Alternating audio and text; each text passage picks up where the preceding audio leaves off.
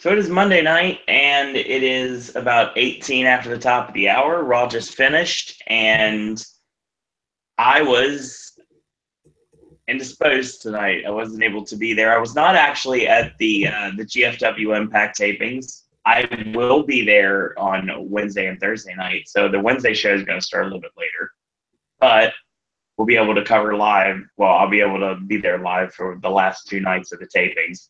But I missed tonight and I missed tomorrow. But I'll be there for the other 2 days. So I'm just thinking about that. That might mean that you might get to see the new titles, depending how much they tape. It is a very distinct possibility. Depends, because they've announced it's like August 17th, I think. So it depends how far ahead they're taping, in all honesty. Which makes sense. So, on that note, we got a pay-per-view coming up this Sunday night, and the worst titled pay-per-view in the history of ever. So, let's talk Monday Night Raw, shall we? We'll start off with that, yeah.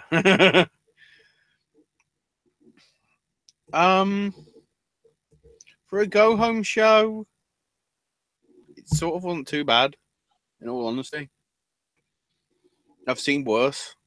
Then again, I've seen better. So we start out with Enzo, because Enzo's doing the opening promo bit.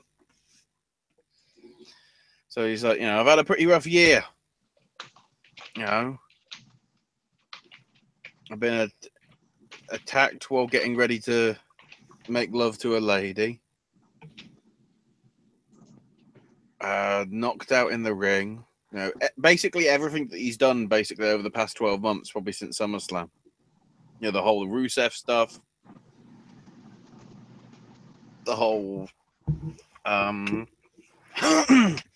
to think who they would have faced. Club, I guess.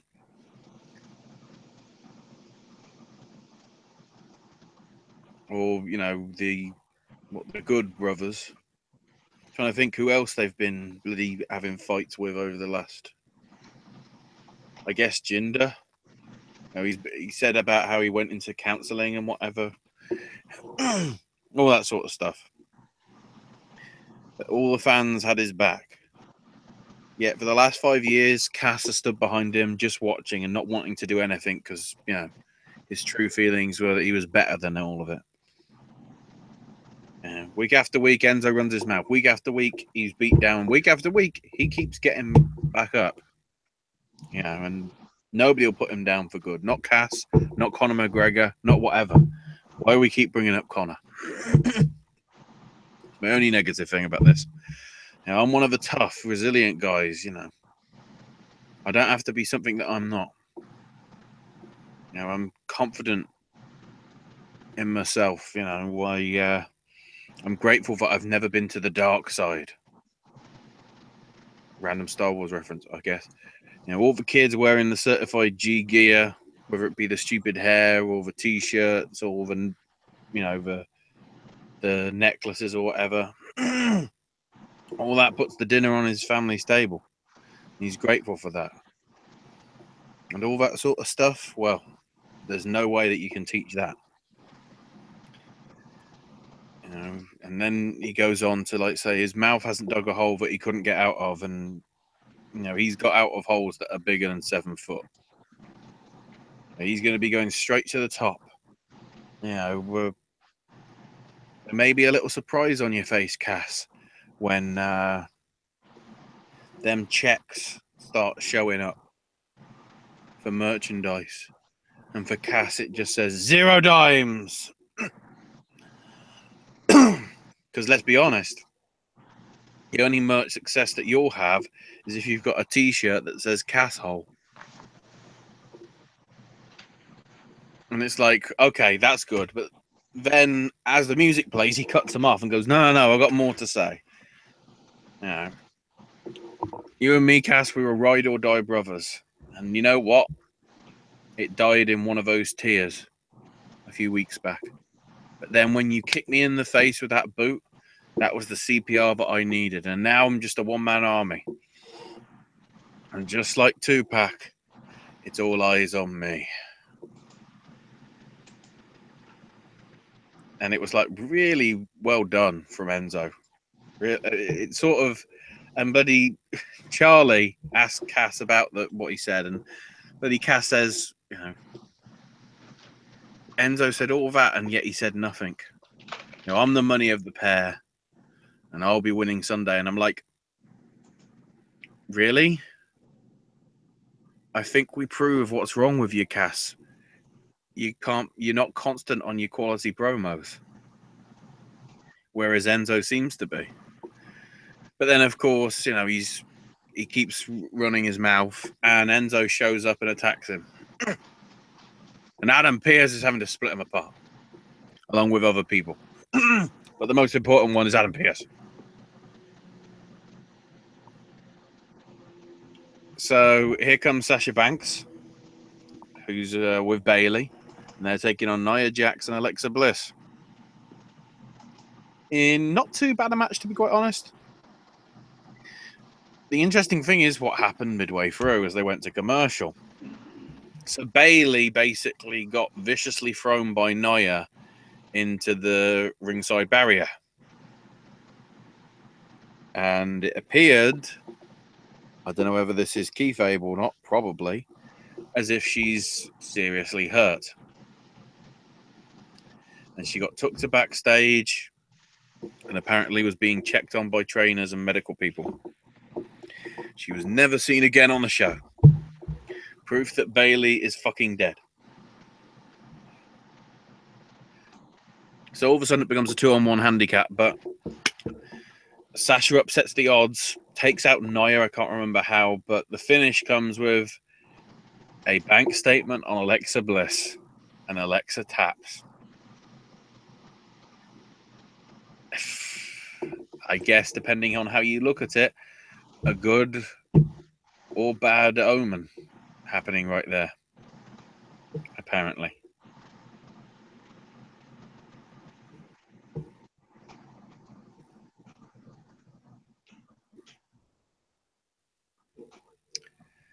Fucking hell. So then Kurt's on the phone, gets distracted because Strowman comes in saying, what are you going to do about Roman not making it to the pay-per-view? And Angle says, well, my sources tell me that he's going to be fine for Sunday. And Braun says, well, your sources are wrong. I felt Roman's bones break when I threw him into that ambulance last week. And because of that, I want competition tonight to get ready. And Kurt's just like, look, Roman won't be here tonight, but certainly he'll be ready for Sunday. And as for tonight, all the roster's accounted for angles and whatever, so there's nobody for you to take on. And Braun's just like puts his hand on his shoulder and says, I'll be out there at the end of the night. And I'd better get somebody. Because that's a thing. So then they have a good little video package for Lesnar Joe, which obviously you'll be seeing again on Sunday, Owen. Yes. Well, I say again, you'll see it for the first time on Sunday. You're correct. So here comes Cedric Alexander as they recap the Dar and Fox stuff. And he just says, look, to me, this has all been sorted, but, you know, after last week, Noam, I want you to come out here so I can put you in a neck brace so you can join Alicia. So here comes Noam Dar, and here comes Alicia Fox. As I put in my notes, when will this storyline fucking end? For fuck's sake.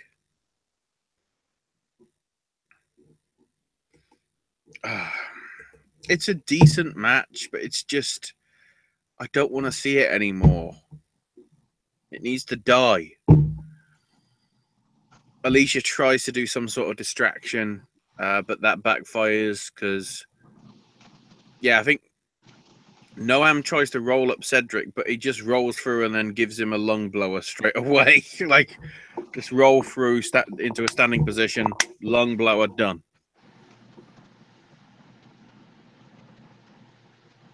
So Cedric wins, and then afterwards, like, Fox takes off her neck brace. Good job, love. supposed to be injured, and now you're making out you're not injured. Brilliant. So then they recap all the press coverage that they got from Miz TV with the Ball family. Now, apparently, they will be addressing the controversy from last week. And, yeah, spoilers, it wasn't Nashville. They never brought that up. Apparently, Miz comes out basically afterwards, sort of mid-flow. They nearly missed, like, the entrance completely. And Miz welcomes everybody to Miz TV and says that he's exposed the Ball family for what they're not. And the kid that's just signed to the Lakers will be an outright failure. And of course, all the fans cheer because it's Phoenix. And you're in the arena where the Phoenix NBA team plays. So they're obviously, somewhat rivals because obviously they're the state over and everything. So who knows? But Miz knows talent because that's why he's taken Bo and Curtis from being co-stars of Marine 5 to be part of the Miztourage. Miz is amazed that Dean would be the Balls pick for the big baller brand. Ambrose has just wasted potential. Everyone saw all the promise in Dean when he debuted in the Shield, only he decided to become wacky. Now, the real truth is that Dean can't handle excess, which he repeats. Every time he was a main eventer, he's just caved in under the pressure. That sort of pressure is what Miz revels in. Dean can make jokes all he wants, but the biggest joke of all is Dean himself. So here comes Ambrose and says, after last week's train wreck, I thought this show would be cancelled, but, congratulations. Now, I heard what you said of me, and, it is all true. But the main issue is, was I listening, and do I actually care about, being scared by you, Mr. Raj, and beating you up right now? And come to think of it, I'm also due a rematch for my IC title. So here's sort of a funny joke, considering I make jokes and everything. How about I challenge you for the title tonight? And then one-man band starts playing. And Heath goes, all due respect, Dean, but the last person to beat The Miz was me. And in the 8 years or so that I've been here, I have never had a shot at a singles title. And most importantly, I got kids, motherfucker. He's earned his opportunity and he wants it. And Dean's just like, look, go to the back of the line. Let the real guys deal with it. And Miz goes, look, Dean, you'll get your shot when I say you get your shot. And, oh, that sob story. Who gives a damn, Heath? Me and the Miztourage have got a 4th of July party to get to, which starts at midnight. And here comes Kurt Angle and says, look, I'm the one that makes the decisions around here. And Miz goes, aren't you busy dealing with your personal issues with Corey Graves? And Kurt's just like, you better be careful. And Miz goes, okay, I'll be a nice guy. I'll accept that I will put my title on the line on Sunday. But my question to you is, Kurt, who? And Kurt thinks about it and goes, how about both? This Sunday, it will be the IC champ versus Dean Ambrose. But we need to determine who that IC champ is, because tonight, it's Miz versus Heath Slater. And it's starting right now, which means after commercials. Miz and Slater was bloody good. Really, really good. If you can try and catch some of this match, Owen, I'd recommend it. I'm guessing it'll be on the Hulu bit. I'd have thought. Miz actually wrestled the match sort of in his suit, because obviously he didn't have his gear. Although we've revealed sort of by the end that he did, because his suit trousers split down the ass. And thankfully, he wasn't wearing a thong or anything. He was actually sort of wearing his what looked like ring attire, or a basic form of it anyway. But the finish came with Miz Taraj attacking Rhino after basically he goes after them because they interfere, but then he nearly goes into Maurice and sort of apologizes only for the Miz Taraj to attack him. This is enough to distract Slater, who's watching on from the ring. Skull crushing finale. Miz retains, but very good match. It was a really good, I think it was a moonsault that Heath did, from what I remember. So they keep attacking Heath afterwards. Dean comes in to make the save, goes to give dirty deeds to Miz. Miz gets out the ring. Miz Taraj attacked Dean, and Miz is like, after they've sort of, what's the word I'm looking for? After they control him. No. After they overwhelm him, I guess, Miz comes in and finishes him off with a skull-crushing finale. So, new champ on Sunday, apparently. Then we get Cena advertising tap-out body spray, because that's a thing. And then Apollo Crews is backstage, and here comes Titus O'Neil and says, I think the Titus brand's perfect for Braun. And, I'm not in any shape to wrestle really tonight. I haven't got my gear. So how about you do it, Apollo? And Apollo's like, look, I've got a baby, How's the kid gonna feel when I'm beating the shit out of? And of course he spins it into, look, everybody was told this when they were kids. But you need to be protected from all the monsters that come your way. So what you need to do is take out the monster that is Braun Strowman. And he comes up with the phrase, Crews can't lose. Because that's a thing. Apparently. So then, here comes Goldust.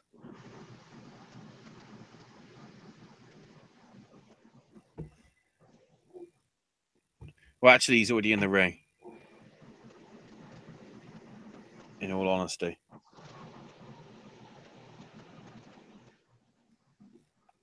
And it's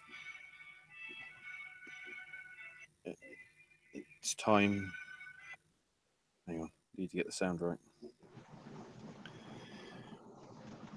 It's time for, he quotes welcome to the show or something from Saw. Or no.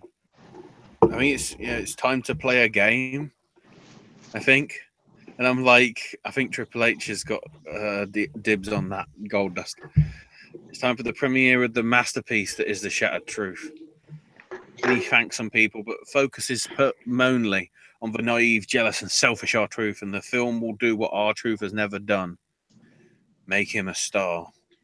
But there is one thing that shines brighter than a star, and that's Goldust. And so they play the film, and it's like, oh my God, Goldust, Goldust, Goldust. And then featuring R-Truth. And it's like, oh, he's the evil person. And they actually shoot a lot of it from the camera angle of the guy that was in the way. And then all of a sudden, because reasons, the beating happens to this.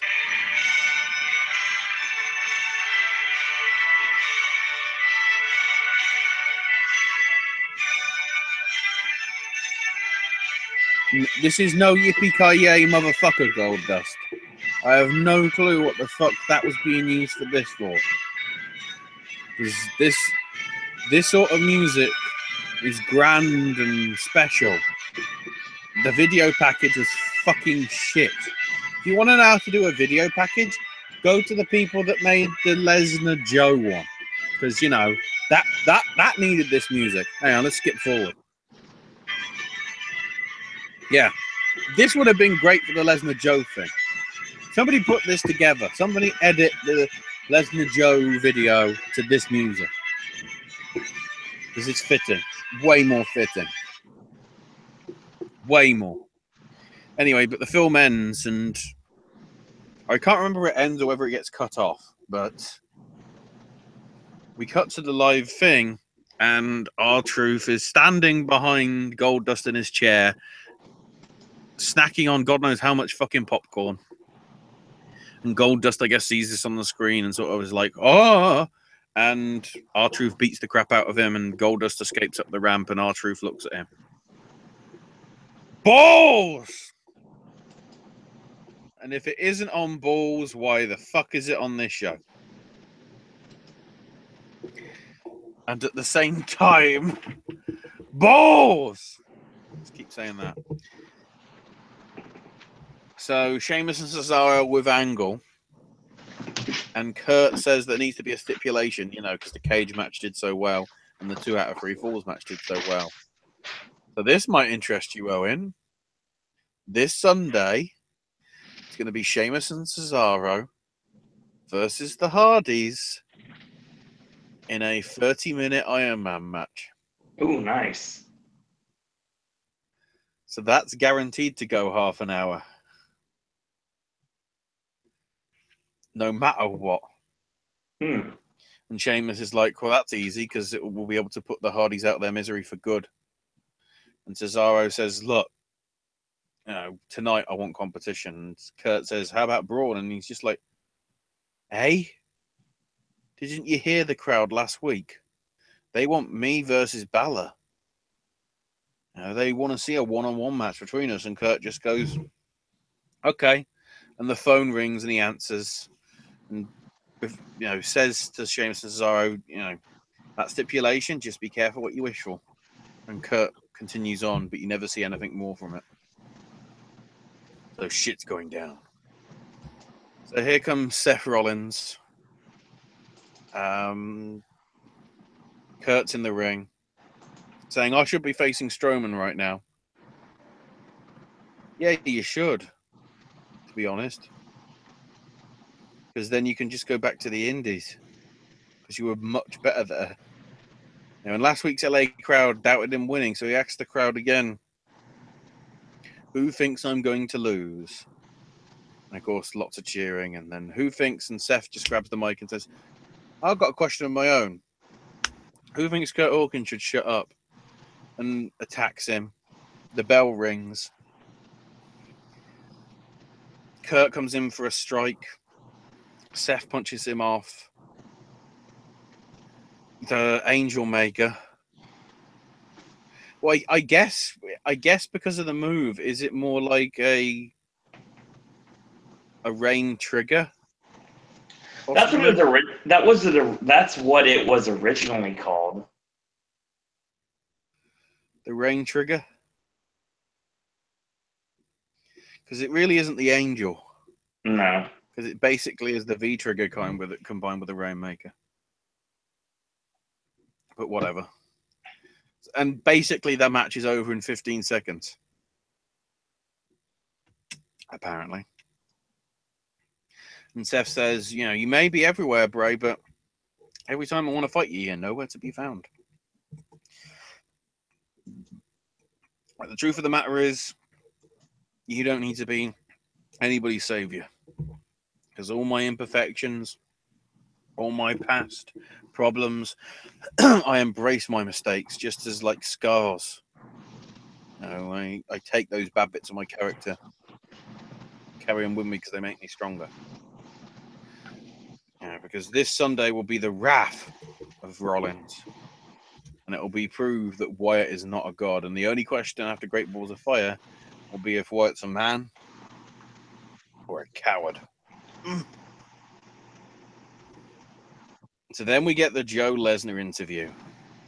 They do this like that MMA one that we talked about a few months back, where they were talking in separate sort of places in the building, and the one just broke into the other one's stuff.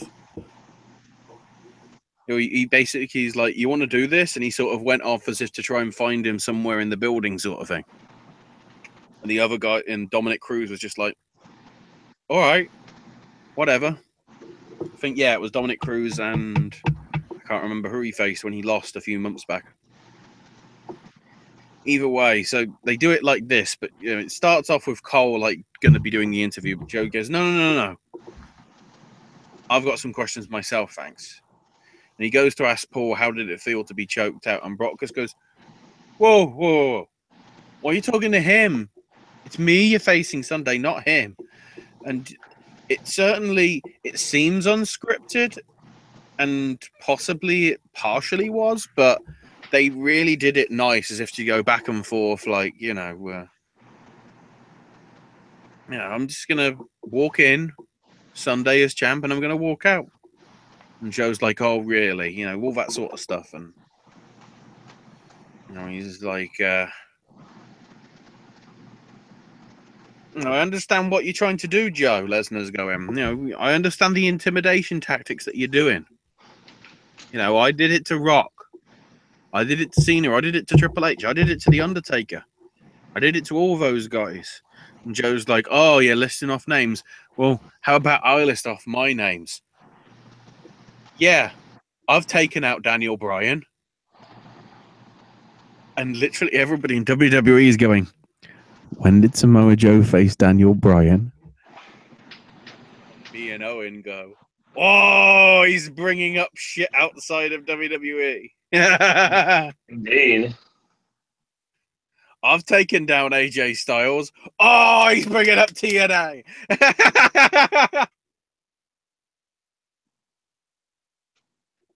I've taken out Roman Reigns. I've taken out Seth Rollins. All these people. And, eventually just Joe's had enough and leaves the area. Like, where are you in the building? They kept us apart, but I'm not scared. And keeps going through the corridors. And all this time, like, Paul and Brock are just like, well, Paul was stood up behind Brock, who sat down. And they're just like, he's actually coming after you. Jeez. How crazy is he? And the officials are trying to stop Joe, and even Kurt shows up. And eventually he notices a door, I guess, open or whatever, and I guess he may have spotted them or guessed that it's there. And goes to the door and opens it, and there, is Brock now standing up and Heyman behind him, where they did the interview bit, and he's having to be held back by the officials and the referees and Kurt and everybody. And Brock's just like, come on, come and fight me. I'm not afraid to get physical. Come on. And that was very well done. Very well put together, limiting the interaction so they just beat the shit out of each other on Sunday. So then we get Neville versus Mustafa Ali. God, I wish this match went longer, because this match was brilliant. Crazy shit aplenty sort of from both guys. It was like 5 minutes of great wrestling. I guess the turning point was Neville throwing Ali off the top turnbuckle into the ringside barrier, and then Neville just basically destroyed him and worked away on his body. Ali went for a comeback, I think, like bounded off the ropes, I guess, for some sort of fast-paced move, only to get clotheslined the shit out of. You could say, Lariato! Because he basically spanned twice in the air. It was like... And then locked on the rings of set and submission, and Neville wins. By the way, Cesaro versus Neville on the kickoff show. It's on fucking YouTube. Brilliant. So Braun Strowman's going to be in action later, except Bray cuts in and he's out in the desert. And then we come back from commercials and we're back to Bray. He says, people worship the sun back in the day, but the sun blinded everybody in their eyes because it's arrogance. Now, I was the one that created the fire so they could bathe in the light, but the fire represents destruction. But didn't hurt them until it burned them. The fire's burned for years in him. Friends have become enemies. Colleagues have become separated. But I am everywhere. I am Seth's wrath and temptation. And come Sunday, Seth will look into the eyes of God, but it won't blind him. Or burn him.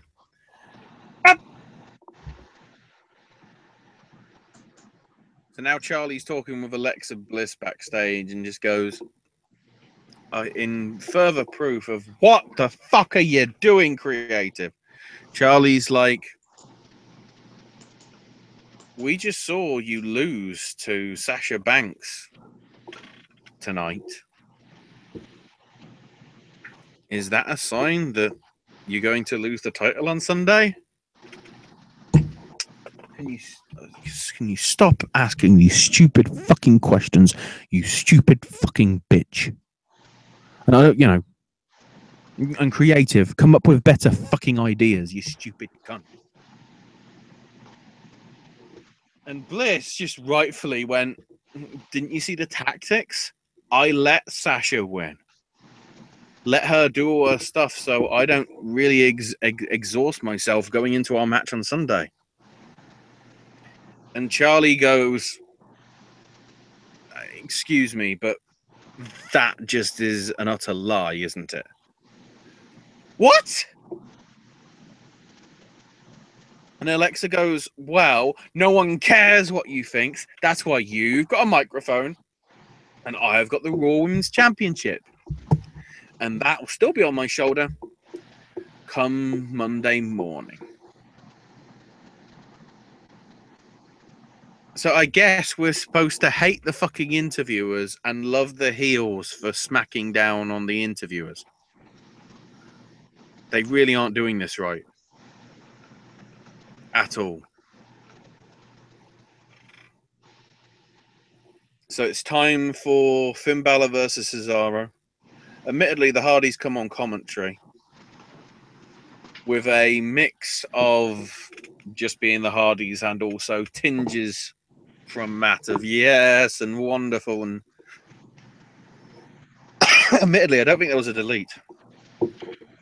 Overall, decent match.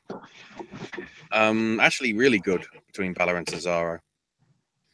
But Elias Sampson comes out to strum his guitar to try and act as a distraction, but Finn kicks out with a pinfall attempt from Cesaro.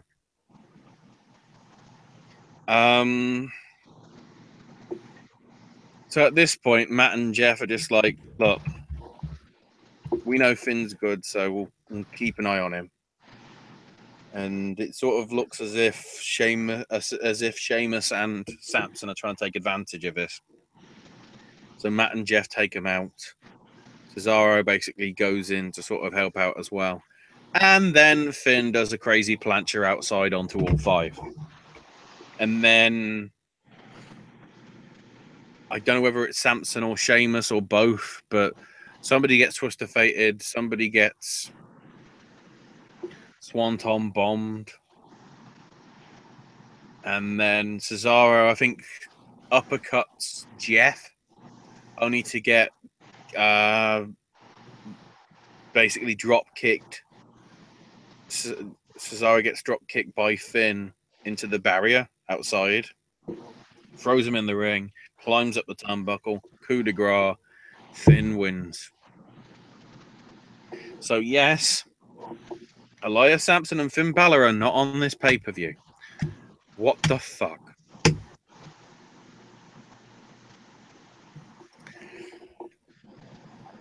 So the ambulance now pulls into the arena again. They recap that happening last week and all that stuff.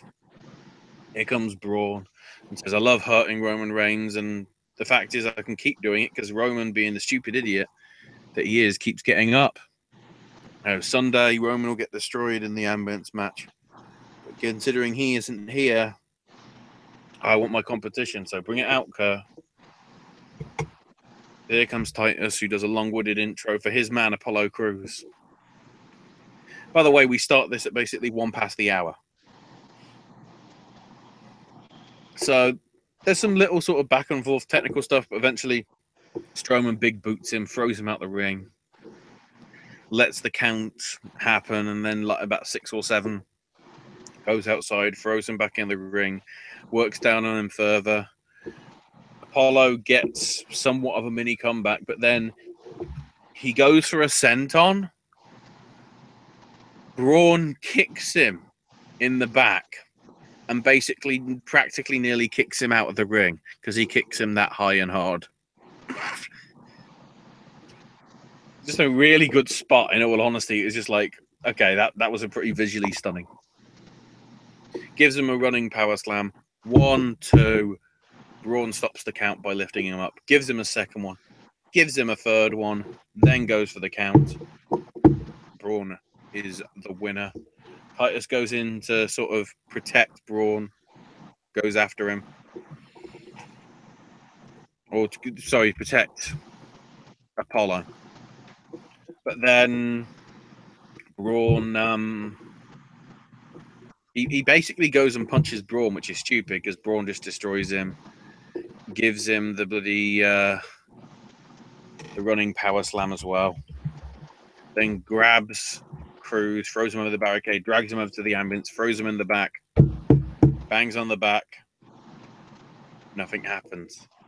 Bangs on the back again. The ambulance sirens go because Scott Steiner's shown up. Nothing. Bangs on it a third time. Nothing. So he goes over to the driver's door, peeks in from the windows, but can't see because it's tinted glasses, which I think is illegal for an ambulance.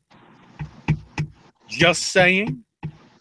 Only for Roman to attack him out the door as he opens it. And then Braun throws his doors as they go back and forth, throws him on the stage as well. But as Braun gets back on, he charges him, but basically Roman sidesteps it and throws Braun into the screens that are on the, the Screentron sort of thing at the back of the stage. You know what I mean, Owen? Owen? I'm here. You know what I mean? The screens at the back of the stage? Absolutely. The sort of the Minitron bit? Yeah, definitely. And then, Braun sort of like, ugh, what's going on? And Roman spears him off the stage through some tables that are just so handily positioned sort of by the edge of the curtain. Ooh, Braun's winning on Sunday then. Oh, he didn't get thrown in the back of the ambulance, though. Interesting. Because the fact of the matter is, Roman was just like puffing and panting on the stage, recovering from this. And Braun got up relatively immediately. Although I did note that he had a bit of a red gash on his upper shoulder. So I don't know whether he cut himself when the table went wrong. I don't know. And of course, they close on Roman. And the crowd go, boo! And that's your lot. Apparently. That was a fun show.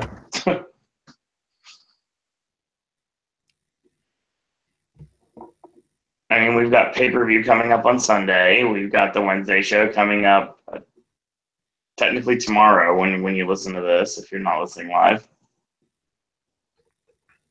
And, of course, the Popcast is coming up Sunday night, so that's going to be coming your way. Mm-hmm. We'll have results from the GFW Impact tapings for Monday, Tuesday, We haven't talked about the biggest news. and Wednesday. And then Thursday will be covered next week. We haven't talked about the most important news, though, Owen. I've been working today. What is the most important news? The DM got released. I haven't seen the episode yet. Oh, goddamn red shoes. That's all I'll say. Goddamn red shoes.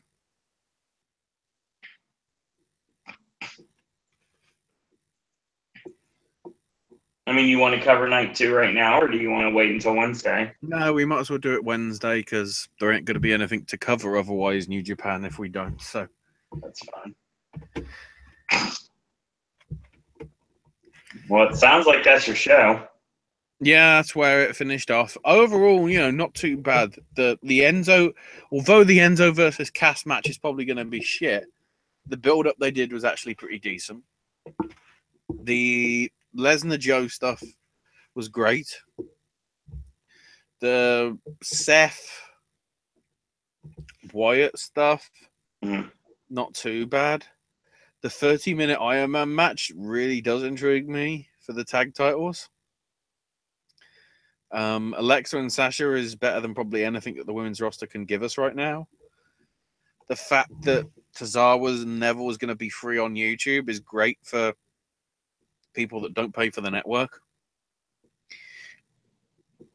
But also not great because then people won't buy the network, even though it's supposed to be a showcase to buy the network.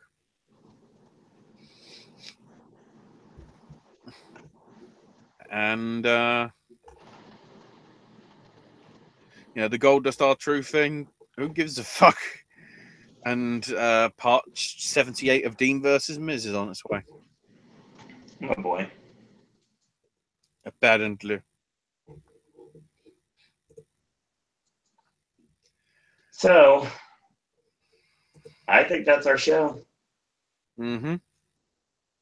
It's just, Raw is just so easy to just discuss without putting much emphasis into it.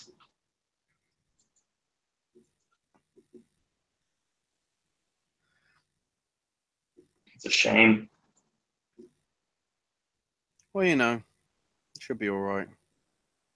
So we've got, like I said, we've got taping results from GFW Impact. I will say 2 things that happened. 3 things, 2 of which prophesized by TV Guide.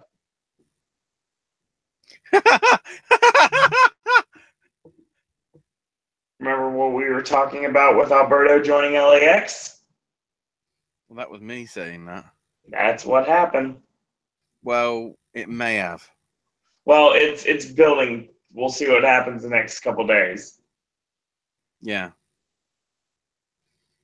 As soon as I saw that, I was like, oh, I fucking called it.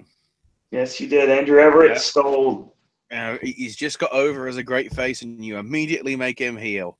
Oh, shit. The fucking shit's hit the fan again.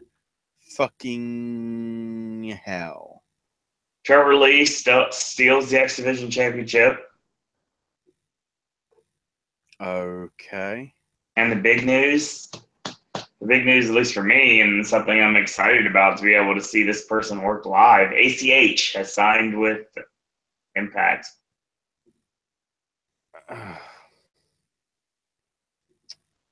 Sorry. I thought he was fucking sensible. He's part of the Super X Cup. Oh, so it doesn't mean he signed, really? It means he's at least doing dates for the company. Yeah, well, that's probably GFW for you. And he won in the first. He won in the first match in the Super X Cup. It was the X Cup for Super X Cup is going to be Desmond Xavier takes on Idris Abraham. Tishi versus Davey Richards. Yeah. I'm trying to remember who Tishi is in Noah. I'm guessing the reason ACH here is because he's the Noah representative, even though he's fucking American, and he's wrestled in New Japan. And there's Sammy Guevara versus Drago. Well, better in fucking Wrestle Circus, I'll tell you that. Taishi is the team. That's the name. He teamed with Drago in a dark match or actually it might have been an explosion match. And of course, apparently, fucking Josh and JB are on commentary. So who knows how terrible that might be? Because if they're just going to go, yeah, we put our differences aside, what the fuck was the last 3 months of television fucking for? And why is the answer nothing? Oh, it's Ishimori. Obviously. Just like I said, the tournament that he was going to be working the tapings. So yeah, he's in this.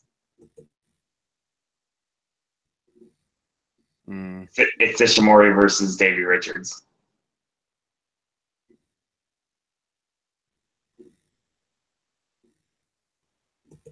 Grato's back. We'll talk about that on Wednesday. So if you're interested in our Wednesday, along with other shit. So if you're interested in the Wednesday show, it may be running probably closer to 10, but I'll try to get in as soon as I can. I know the tapings are going to be starting at 6, and they should finish up before 9. If they do, then I'll rush home, and we should be able to start by 9:30, latest. So that's your show. I want to thank Pedro for joining us in chat tonight. Once again, you can check out his Twitter at Evil Takes Root. Ashley, where can we find you on social media? On Twitter, Ash is my name UK, and all that jazz. Follow me on Twitter at Sir Owen Disney. Follow the network at Popcast Network. Check out our Facebook fan page at Popcast Network, our Zazzle merch, as well as our Patreon, all Popcast Network. Programming note for this week, we've got Gaming with Ash is coming up again later this week. Mm-hmm. We've got Sip and Snack coming back on Thursday. AJ takes Friday and Saturday. So basically, here's how it's going to work. Right now, it looks like the new schedule, starting officially, is going to be AJ is going to take Friday and Saturday.